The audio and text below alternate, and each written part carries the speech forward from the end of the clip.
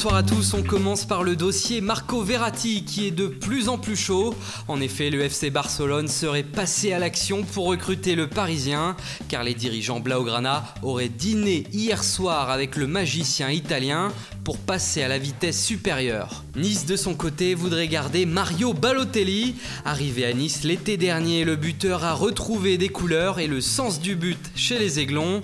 Annoncé plutôt partant et même au Borussia Dortmund, l'Italien pourrait finalement rester. Cependant, pour financer son énorme salaire de 450 000 € mensuels, Nice compte sur la vente de Jean-Michel Seri. Le PSG, l'AS Roma, le Barça, Arsenal et Tottenham courtisent l'Ivoirien. Son transfert pourrait rapporter environ 40 millions d'euros aux dirigeants niçois. À Marseille, Karim Rekik passera demain une visite médicale au Hertha Berlin pour y signer un contrat de 4 ans et l'OM récupérera 2,5 millions d'euros dans l'affaire. On part maintenant à Arsenal qui a bien l'intention de s'activer sérieusement dans ce mercato. Quand on voit les dernières rumeurs en tout cas, les dirigeants londoniens veulent frapper fort. Au poste de buteur, Alexandre Lacazette est clairement visé, mais Lyon ne veut pas le lâcher pour moins de 67 millions d'euros. Et parmi les deux autres pistes chaudes pour Arsenal, on retrouve les noms des deux internationaux algériens Riyad Mahrez sur le départ à Leicester et Yacine Brahimi qui voudrait changer d'air et voir autre chose que le FC Porto. Mais si Arsenal doit recruter offensivement, c'est que le club s'attend à des départs. Il y a le cas de Lucas Perez courtisé par Séville, mais aussi celui d'Olivier Giroud.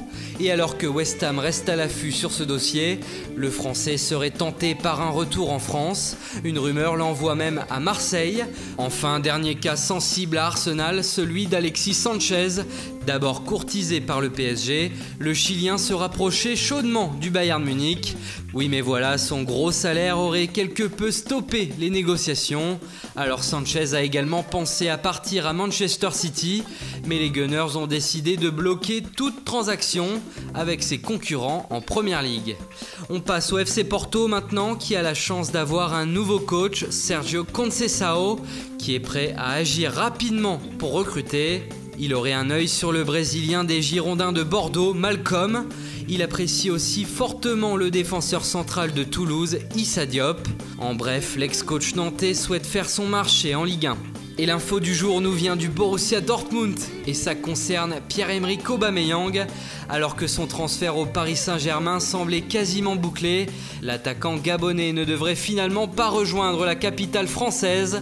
Le nouveau directeur sportif du PSG, Antero Henrique, aurait mis un terme à toute négociation et chercherait un autre profil d'attaquant. Pour Aubameyang, c'est un coup dur, lui qui voulait quitter Dortmund cet été. Pour autant, il a également reçu des offres venant de Chine, où on lui offre évidemment un salaire exceptionnel. Affaire à suivre donc. Enfin, c'est officiel, Claudio Ranieri est le nouvel entraîneur du FC Nantes. Oscar Garcia, lui, est le nouveau coach de l'AS Saint-Etienne.